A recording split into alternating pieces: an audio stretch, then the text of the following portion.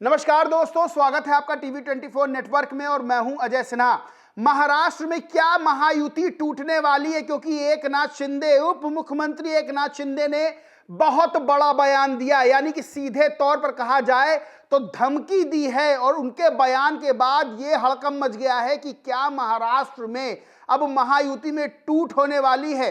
क्या कहा एकनाथ शिंदे ने, मैं वो आपको बताता हूं। एकनाथ शिंदे ने कहा, जिन्होंने मुझे हल्के में लिया है उनसे मैं पहले ही कह चुका हूं, मुझे हल्के में ना लें। मैं पार्टी का सामान्य कार्यकर्ता हूं, लेकिन बाला साहेब का कार्यकर्ता हूं और सभी को मेरी बात समझनी चाहिए। 2022 में हमें हल्के में लिया गया था, सरकार पलट दी थी। और वही उन्होंने कहा कि मुझे हल्के में ना ले, जो लोग इस संकेत को समझना चाहते हैं वे समझ लें, मैं अपना काम जारी रखूंगा।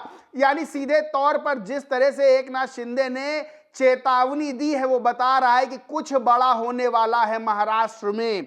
आपको बता दें, लगातार महाराष्ट्र को लेकर सियासी अटकलें आ रही हैं सामने।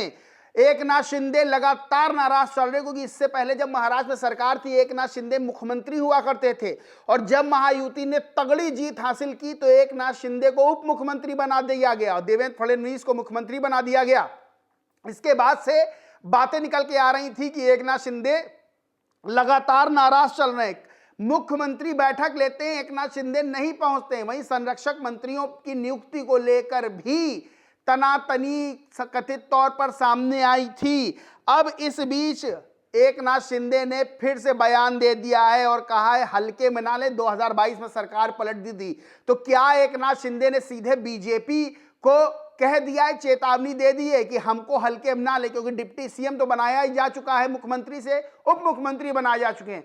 तो क्या अब यह माना जाए कि एकनाथ शिंदे के दिमाग में कुछ चल रहा है, बड़ा चल रहा है। अब एकनाथ शिंदे और बीजेपी के बीच क्या तकरार देखने को मिली थी कथित तौर पर, वो भी मैं आपको बताता हूं। दरअसल रायगढ़ और नासिक जिलों के संरक्षक मंत्रियों को लेकर फैसले में दरार बढ़ी थी। इसके बाद जो है बताया जाता है कि एकनाथ शिंदे बहुत नाराज हैं।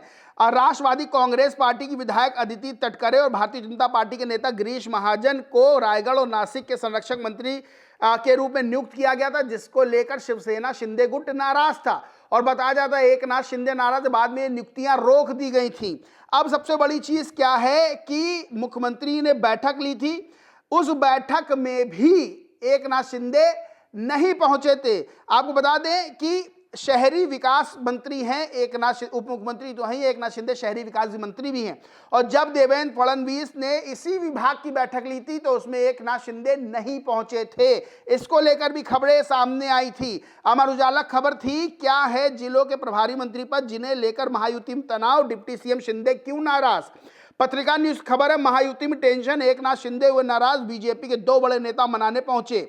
वही न्यूज 18 की खबर है, दावोस में देवेंद्र फडणवीस, एकनाथ शिंदे ने लगाया फोन और फिर सीएम को वापस लेना पड़ा ऑर्डर। यानी कि जहां बीजेपी और शिवसेना की कथित तौर पर तनातनी सामने आ रही है, जिस तरह से एकनाथ शिंदे नाराज बताए जा रहे हैं, मुख्यमंत्री बैठक लेते हैं, एकनाथ शिंदे नहीं पहुंचते हैं।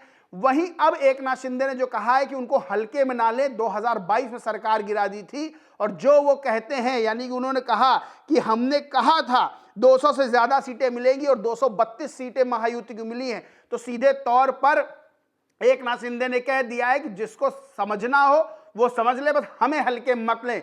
यानी क्या इसे माना जाए कि एकनाथ शिंदे ने बीजेपी को धमकी दे दी है, चेतावनी दे दी है। आपको बता दें, पंकज झा हैं, वरिष्ठ पत्रकार हैं, राजनीति को अच्छे से समझते हैं। उनका एक ट्वीट है, बहुत कुछ कहता है।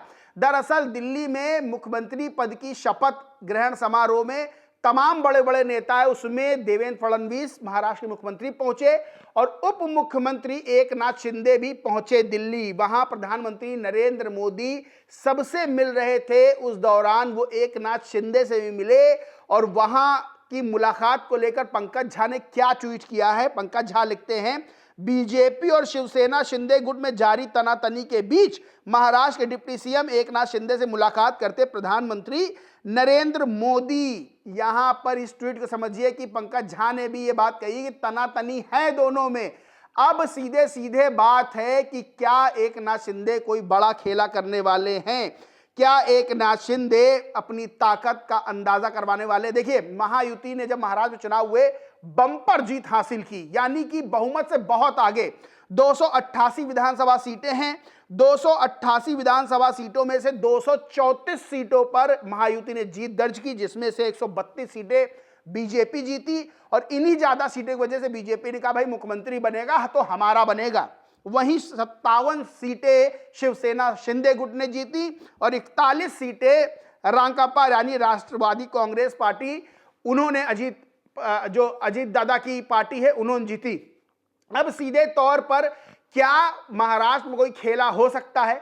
क्या महाराष्ट्र में एकनाथ शिंदे कोई गेम कर सकते हैं? ये तमाम तरह के सवाल खड़े हो रहे हैं। वहीं महाराष्ट्र के साथ साथ बिहार में भी एक बयान सामने आया है जिसने चौंका दिया। दरअसल बिहार में नीतीश कुमार मुख्यमंत्री और नीतीश कुमार उस दिल्ली में हुए शपथ ग्रहण समारोह में नहीं पहुंचे। अब इसके बाद सवाल खड़े होने लगे जब पत्रकारों ने भाई वीरेंद्र हैं आरजेडी के नेता लालू यादव करीबी, उनसे पूछा कि नीतीश कुमार दिल्ली नहीं गए हैं, तो उन्होंने कहा भाई दिल्ली क्यों जाएंगे, वो तो आरजेडी के साथ आने वाले हैं। अब बिहार की सियासत भी गर्मा गई है। तो क्या बिहार में, क्या महाराष्ट्र में बड़ा खेला होने वाला है? यह बड़ा सवाल खड़ा होता है, क्योंकि जहां भाई वीरेंद्र ने बिहार की सियासत को लेकर, नीतीश कुमार को लेकर बड़ा दावा किया है, तो वहीं महाराष्ट्र में खुद एकनाथ शिंदे ने सामने आकर कह दिया है हल्के में मत लो। 2022 में सरकार पलट दी थी, जिसको समझना हो, जो समझना हो समझ ले, लेकिन हमें हल्के मत ले। यानी कि सीधे तौर पर अब जाहिर सी बात है कि एकनाथ शिंदे को बीजेपी ने मुख्यमंत्री से उप मुख्यमंत्री बनाया। मुख्यमंत्री की बैठक में एकनाथ शिंदे नहीं गए। संरक्षक मंत्री की नियुक्ति को लेकर तकरार देखी गई। एकनाथ शिंदे कभी फोन बंद कर लेते हैं, तो कभी एकनाथ शिंदे बीजेपी की रीच से आउट हो जाते हैं, आउट ऑफ रीच हो जाते हैं। तमाम तरह की बातें हैं, लेकिन आने वाले दिनों में महाराष्ट्र और बिहार में बहुत बड़ी चीज, बहुत बड़ी खबरें देखने को मिल सकती है। बहरहाल दोस्तों, इस पूरे मामले पर आपका क्या मानना है, क्या सोचना है, कमेंट करके जरूर बताएं। वीडियो अच्छा लगा हो तो लाइक करें, शेयर करें और चैनल को सब्सक्राइब नहीं किया तो सब्सक्राइब करके बेल आइकन जरूर दबा लें। धन्यवाद।